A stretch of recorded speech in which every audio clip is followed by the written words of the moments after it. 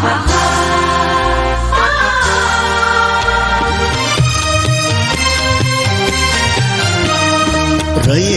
मधुनी नव्या युगाचा माणूस आता घडतो आहे. वटवृक्षाच्या विशालतेचा मोहन भाला पडतो आहे. रयते मधुनी नव्या युगाचा माणूस आता. नमस्कार, माझं नाव शुभम शेंडे. SM जोशी कॉलेज हडपसर, जे रयत शिक्षण संस्थेचं हडपसर मधलं कॉलेज आहे पुण्यातील, या कॉलेजचा मी विद्यार्थी आहे. आणि कर्मवीर अण्णांनी रयत शिक्षण संस्थेमध्ये जी कमवा आणि शिका नावाची योजना सुरू केली होती, त्या योजनेमध्ये काम करत मी माझं शिक्षण पूर्ण करत आहे. तर आज MPSC मध्ये कर्मवीर भाऊराव पाटील अगदी थोड्या मार्कांमध्ये मुलांना अभ्यासाला आहेत. म्हणजे एखादा पॅराग्राफ एखाद्या पुस्तकामध्ये कर्मवीर अण्णांचा मुले वाचतायत आणि कर्मवीर अण्णा समजून घेण्याचा प्रयत्न करतायत.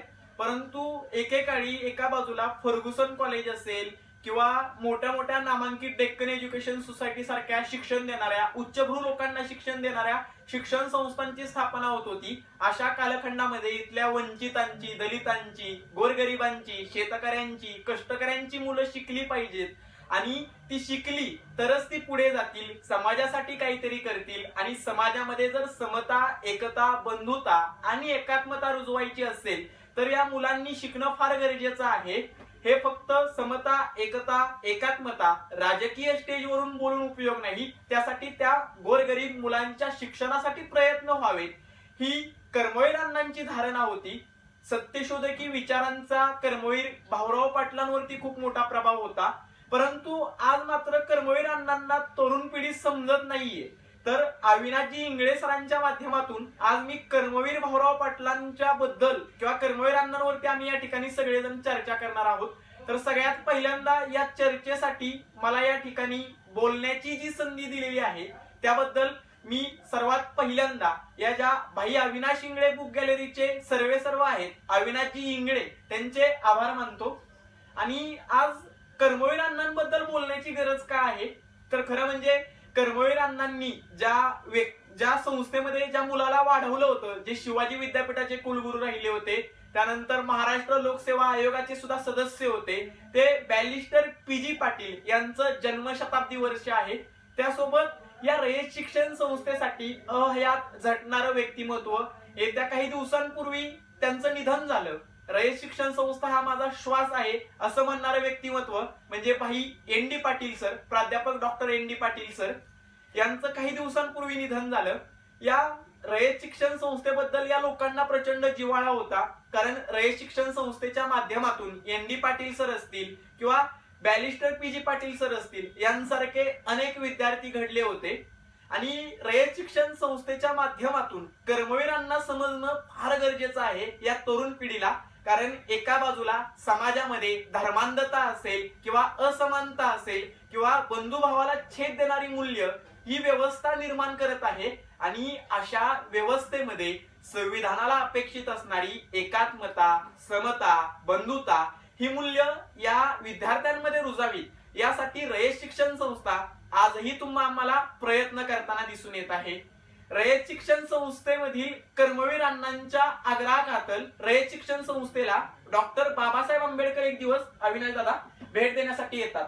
आणि भेट देण्यासाठी आल्यानंतर डॉक्टर बाबासाहेब आंबेडकर त्या ठिकाणी बघतात काय तर सर्व जाती धर्मातील मुले ही एकाच छताखाली शिक्षण घेत आहेत, एकाच छताखाली जेवण करत आहेत आणि एकसारखंच काम करत आहेत. म्हणजे जाती व्यवस्थेमध्ये कामानुरूप आपल्याला वाटून दिलेलं आहे. म्हणजे ह्या जात वर्गाने हेच काम करावं, ह्या जात वर्गाने हेच काम करावं, कुणब्यांनी फक्त शेतीच करावी, माळ्यांनी फक्त फुलबागच फुलवावी, फुलबागच फुलवावी आणि फुलं पोचवण्यात इतरांना काम करावं, किंवा जो कष्टकरी वर्ग आहे त्यानं फक्त कष्ट करावं, अशी जातवार रचना होती. परंतु रयत शिक्षण संस्थेमधले सर्व जाती धर्मातील मुलं हे एकसारखंच काम करत आहेत.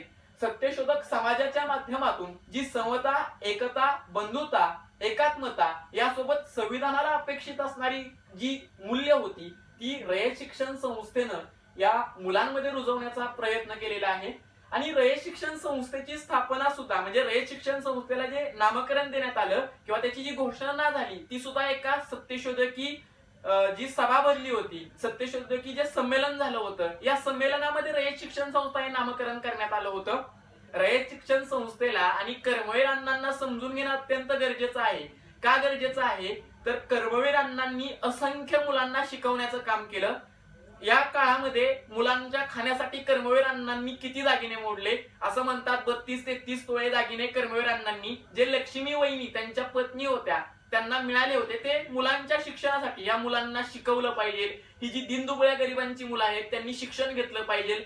यांच्या पैशाचा म्हणजे त्यांना शिकवण्यासाठी पैसे लागत होते आणि त्यांना जेवण असेल, राहणं असेल, यासाठी पैशांची गरज होती. तर यासाठी कर्मवीरांना ते दागिने मोडतात आणि मोडल्यानंतर त्या मुलांचा शिक्षणाचा, जेवणाचा, अन्नाचा प्रश्न सोडवतात.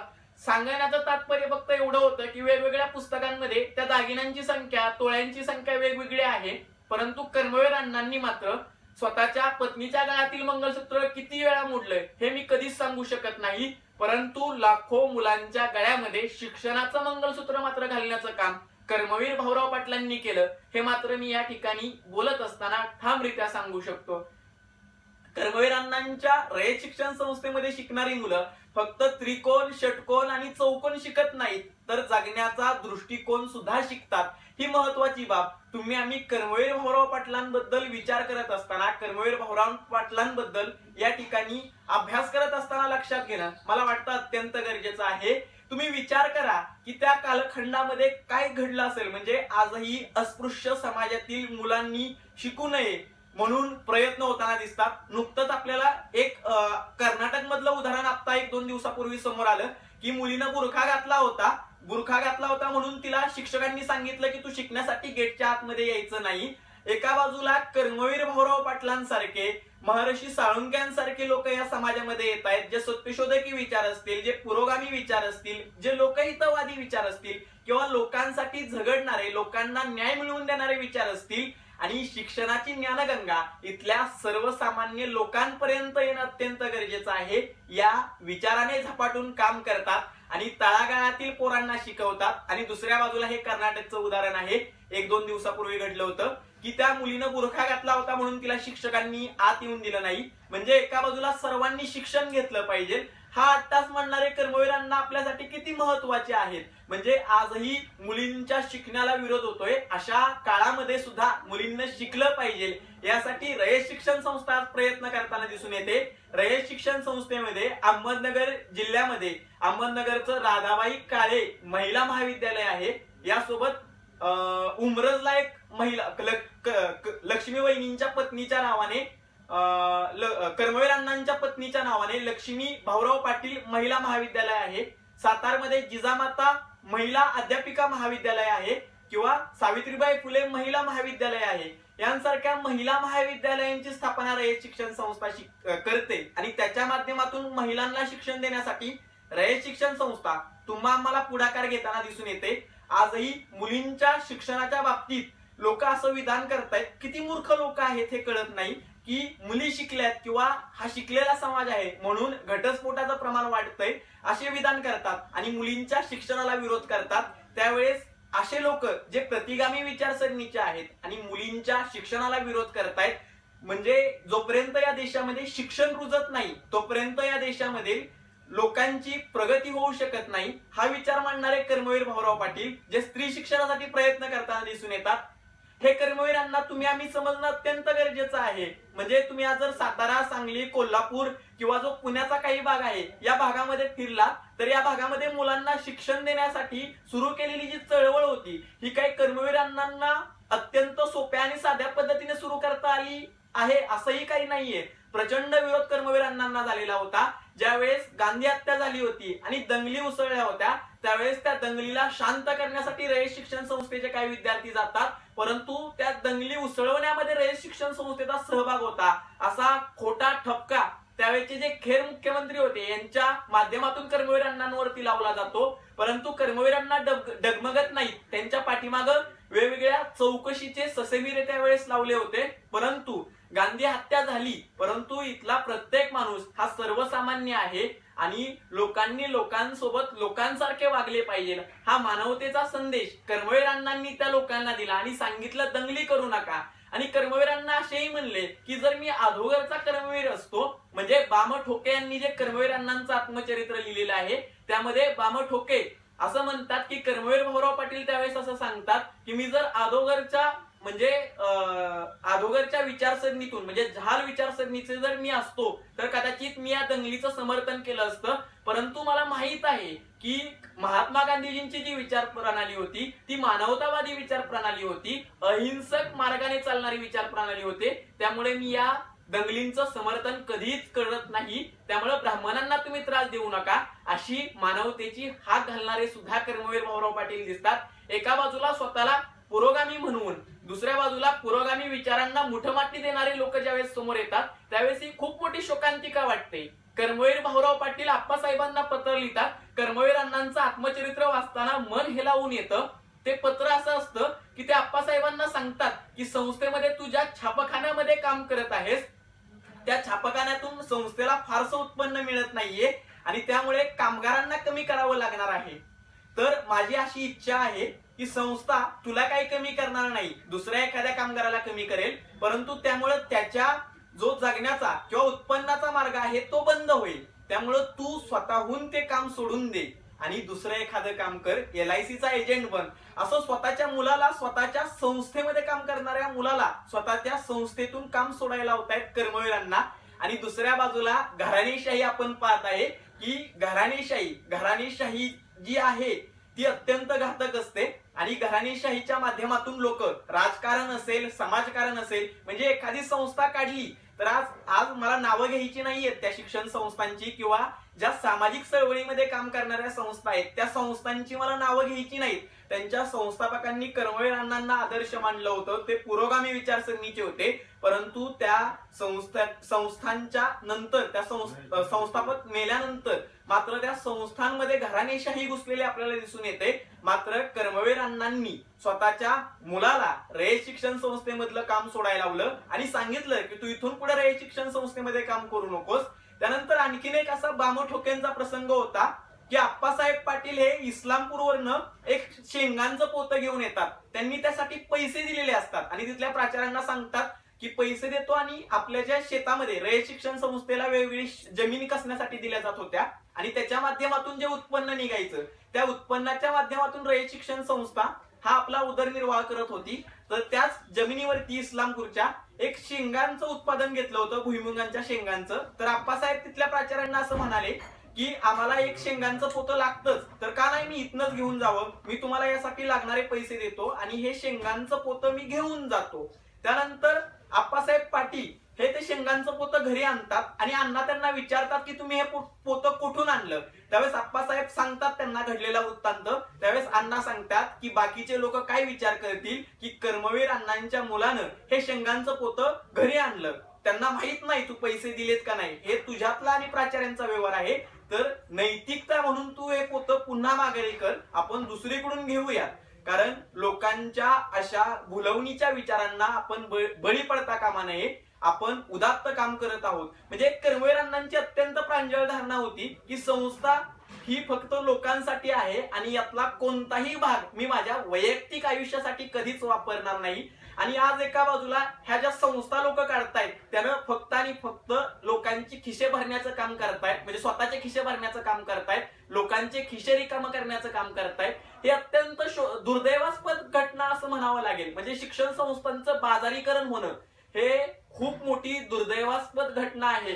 एका बाजूला UGCनं नियम काढलेला आहे स्वायत्त होणं, आता मला ही स्वायत्त नावाची संकल्पना मुळात मान्य नाहीये, कारण या स्वायत्तेमध्ये होतं काय, तर या स्वायत्तेमध्ये एखादं महाविद्यालय स्वायत्त झालं तर त्याचा अभ्यासक्रम ते महाविद्यालय स्वतः डिझाईन करतं आणि याच्या माध्यमातून त्याची जी फी आहे ते सुद्धा ते महाविद्यालय स्वतः ठरवतं। परंतु असं झाल्यामुळं जे चांगले महाविद्यालय आहेत स्वायत्त झालेले ते स्वतःची फी स्वतः ठरवू लागल्यामुळं ती फी भरमसाठ वाढलेली आहे आणि यामुळं दीन दुबळ्यांची गरिबांची जी मुलं आहेत ती मात्र शिक्षणापासून वंचित राहत आहेत, ती मुलं भरत नाहीत। अशा कालखंडामध्ये मुलांनी स्वतः काम केलं पाहिजे आणि शिकलं पाहिजे, हे व्रत रयत शिक्षण संस्था आजही तुम्हाला आम्हाला जपताना दिसून येते। रयत शिक्षण संस्थेच्या कोणत्याही महाविद्यालयात आज तुम्ही जावा, मुलांना खूप मोठ्या प्रमाणात सहकार्य करण्यात येतं, शिक्षक बऱ्याच मुलांची फी भरण्याचं काम करतात, म्हणजे हे रयत शिक्षण संस्थेमधलं आजही सर्वात महत्वाची बाब आहे की रयत शिक्षण संस्थेमधले शिक्षक जे आहेत त्यांनी कर्मवीर अण्णांचे विचार आजही रयत शिक्षण संस्थेमध्ये जोपासण्याचं काम केलेलं आहे.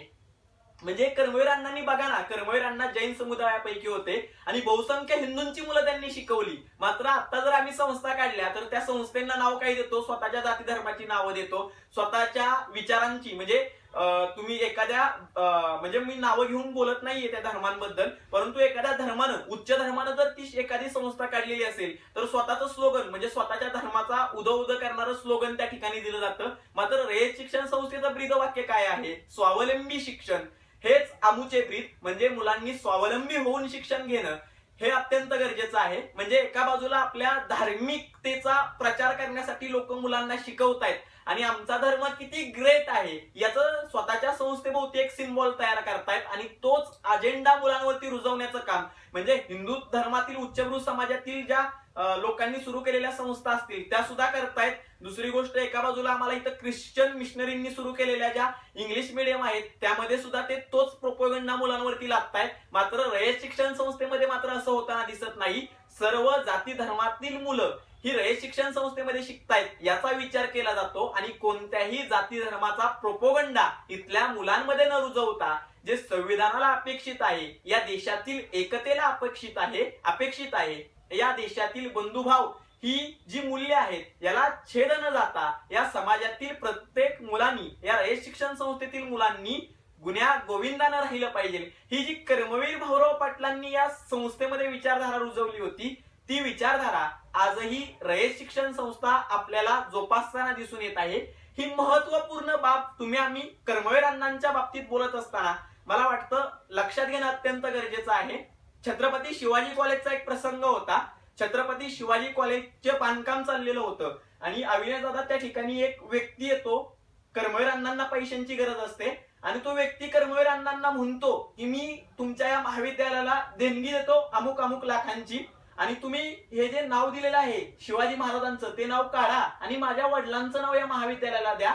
त्यावेळेस कर्मवीर भाऊराव पाटील म्हणतात की एक वेळ मी माझ्या बापाचं नाव बदलेल परंतु या महाविद्यालयाला दिलेलं शिवाजी महाराजांचं नाव मी बदलणार नाही.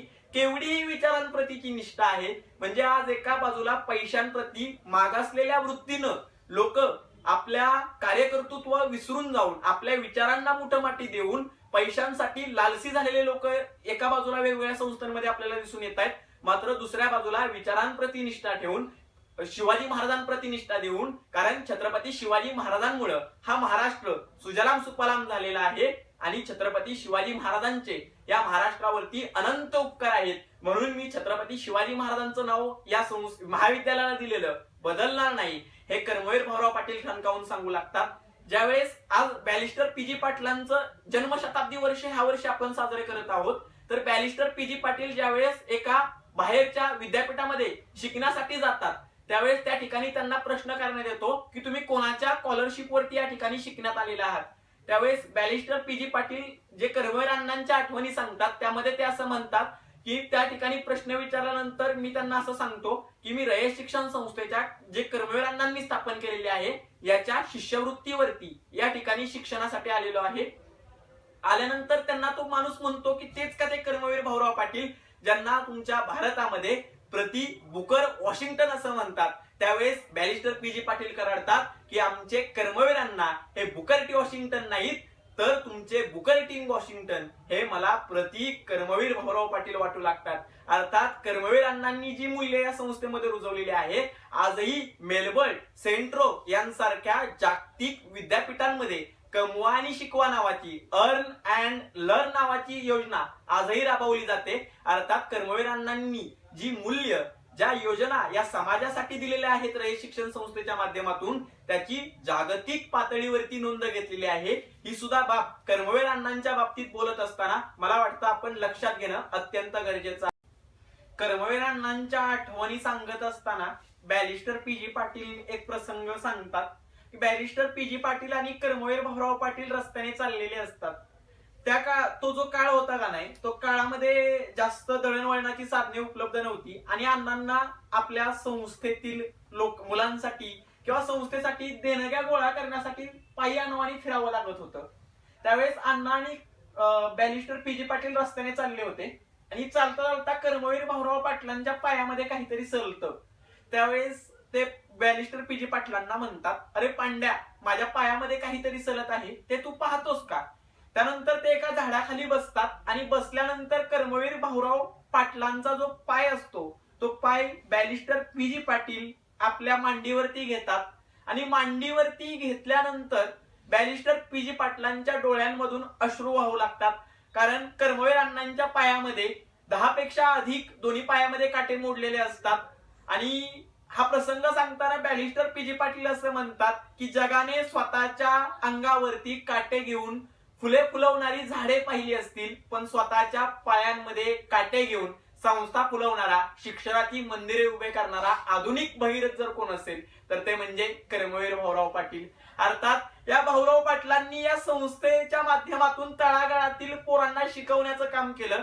कर्मवीर अण्णांनी केलं काय तर आज लक्षात घ्या तुम्ही, तुमचे आजे, तुमचे वडील हे जर कर्मवीर अण्णा जन्मले नसते आणि कर्मवीर अण्णांनी या रयत शिक्षण संस्थेची स्थापना केली नसती तर बऱ्याच जणांचे आजे आणि वडील हे शिक्षण घेऊ शकले नसते. अर्थात जी शिक्षणाची ज्ञानगंगा फक्त उच्चभ्रू लोकांसाठी होती, ती शिक्षणाची ज्ञानगंगा या सामान्य लोकांपर्यंत आणण्याचं काम कर्मवीर भाऊराव पाटलांनी केलं. कर्मवीर भाऊराव पाटील यांची आणखीन एक आठवण अशी होती की कर्मवीर भाऊराव पाटील आणि बॅरिस्टर पीजी पाटील हे पुण्याला आलेले असतात आणि आल्यानंतर कर्मवीर अण्णा आणि बॅरिस्टर पीजी पाटील हा विषय मी काय घेतोय कारण बॅरिस्टर पीजी पाटलांचं हे जन्मशताब्दी वर्ष आहे. पुण्याला ते आलेले असतात बरं का.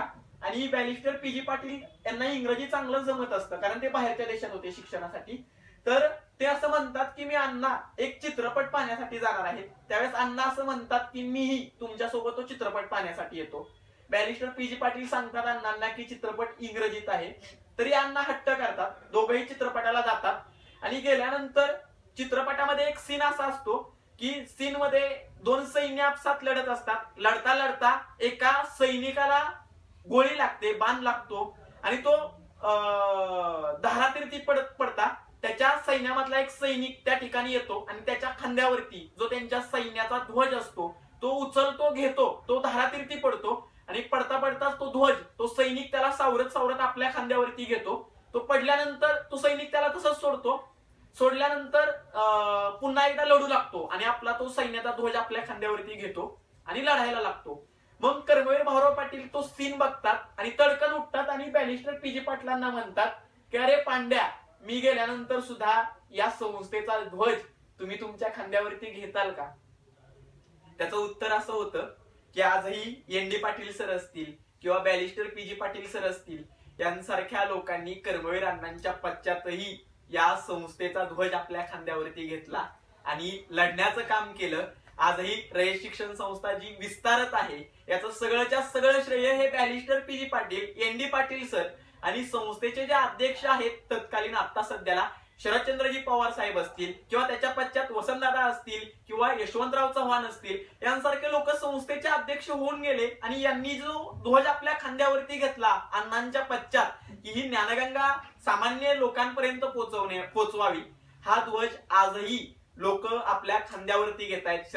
शरद पवार असतील, यामध्ये अनिल पाटील असतील कर्मवीर अण्णांचे नातू, किंवा आता जे संस्थेचे व्हाईस चेअरमन आहेत भगीरथ शिंदे सर असतील किंवा आता जे संस्थेला लाभलेले संस्थेचे सचिव असतील शिवणकर सर असतील प्राचार्य, किंवा संस्थेचे सहसचिव गायकवाड मॅडम असतील किंवा संस्थेचे ऑडिटर मेनकुदळे सर असतील, यांसारख्या लोकांनी संस्थेचा ध्वज आता आपल्या खांद्यावरती घेतलेला आहे. आणि आजही सामान्य मुलांच्या शिक्षणासाठी रयत शिक्षण संस्था अथक प्रयत्न करताना आम्हाला दिसून येत आहे. असाच एक कर्मवीर अण्णांचा आणखीन एक किस्सा आहे. कर्मवीर अण्णा आपल्या विद्यार्थ्यांना घेतात आणि फर्ग्युसन कॉलेजच्या पाठीमागची टेकडी असेल ते, मला या टेकडीबद्दल सविस्तर माहिती नाही, पण पुण्यातीलच तो किस्सा आहे. आणि मुलांना घेतात आणि त्या टेकडीच्या वरती घेऊन जातात आणि सांगतात मुलांना, एका बाजूला असा हात करतात आणि सांगतात की तुम्हाला या ठिकाणी काय दिसतंय? मुलं सांगतात की या ठिकाणी आम्हाला रंगीबेरंगी इमारती दिसत आहेत, ज्यामध्ये राहणारे रंगीबेरंगी कपडे घालणारे लोक आहेत, त्यामध्ये रोषणाई आहे रंगीबेरंगी, 2 वेळेचं मुबलक प्रमाणाचं अन्न आहे आणि एकदम अशा लक्झरी लाईफ मध्ये जगणारे लोक आहेत, असं मुलं त्यांना उत्तर देतात.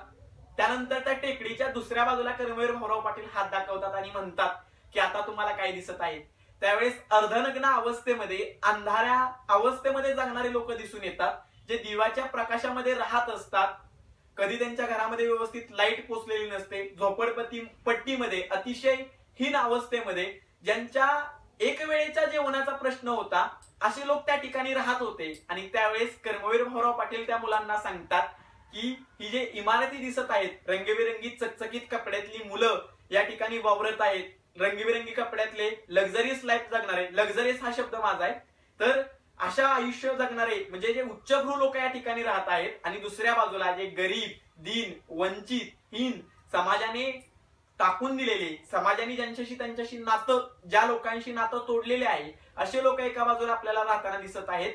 ही जी दरी आहे यामध्ये गरीब श्रीमंत भेद असेल किंवा जाती अंताच्या बाबतीत जी भूमिका असेल उच्चभ्रू लोकांची आणि अस्पृश्य लोकांची, ही दरी तुम्ही भरून काढलेली पाहिजे.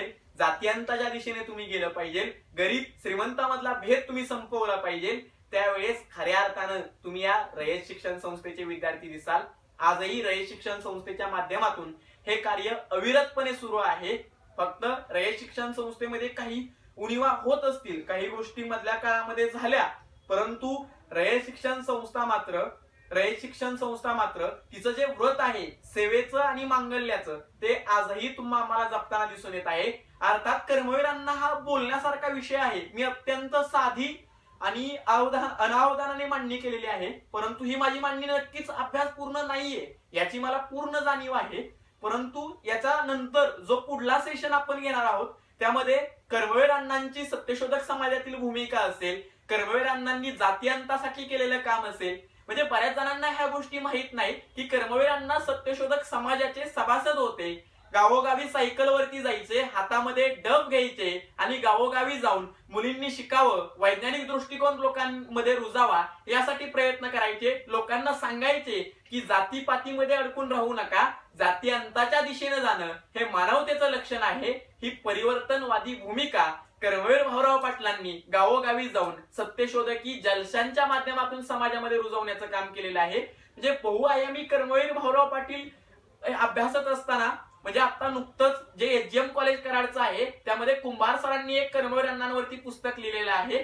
त्यामध्ये बहुआयामी कर्मवीर भाऊराव पाटील कसे आहेत हे उलगडण्याचं त्यांनी काम केलेलं आहे.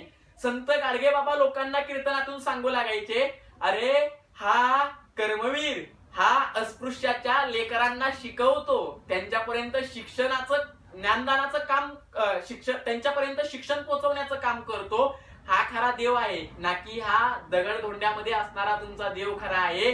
त्या कर्मवीर अण्णाला देव समजा, याला मदत करा, याच्या शिक्षण संस्थांना मदत करा, असं संत गाडगे बाबा कर्मवीर अण्णांबद्दल सांगायचे. याचा अर्थ तो माणूस किती मोठा असला पाहिजे. इतकंच नाही तर महात्मा गांधी कर्मवीर अण्णांबद्दल बोलत असताना असं म्हणले होते की कर्मवीर भाऊराव पाटलांचा जो जी काम आहे तेच त्यांचं सच्चा म्हणजे खरा परिचय आहे.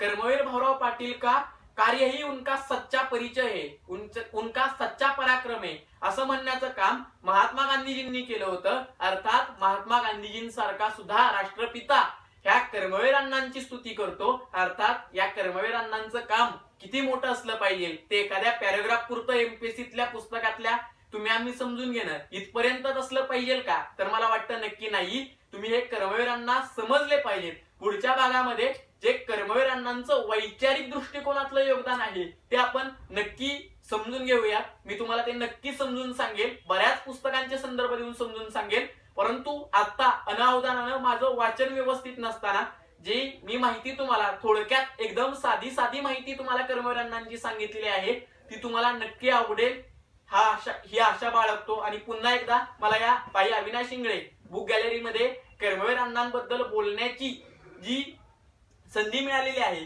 त्याबद्दल तुमचे आभार मानतो. तुम्हाला मी 1-2 पुस्तके सांगेल, नक्की तुम्ही या ठिकाणी मागवा. एन डी पाटील सरांचं संघर्ष योद्धा नावाचं जे पुस्तक माझ्या हातामध्ये आहे ते त्यांचं आत्मचरित्र आहे. यामध्ये एन डी पाटील सरांचं आणि रयत शिक्षण संस्थेचं जे नातं होतं ते अत्यंत प्रामाणिकपणे एन डी पाटील सरांनी यामध्ये रेखाटलेलं आहे. बॅरिस्टर पीजी पाटलांनी कर्मवीर अण्णांच्या आठवणीमध्ये लिहिलेली काही पुस्तकं असतील, ही पुस्तकं तुम्ही नक्की वाचा.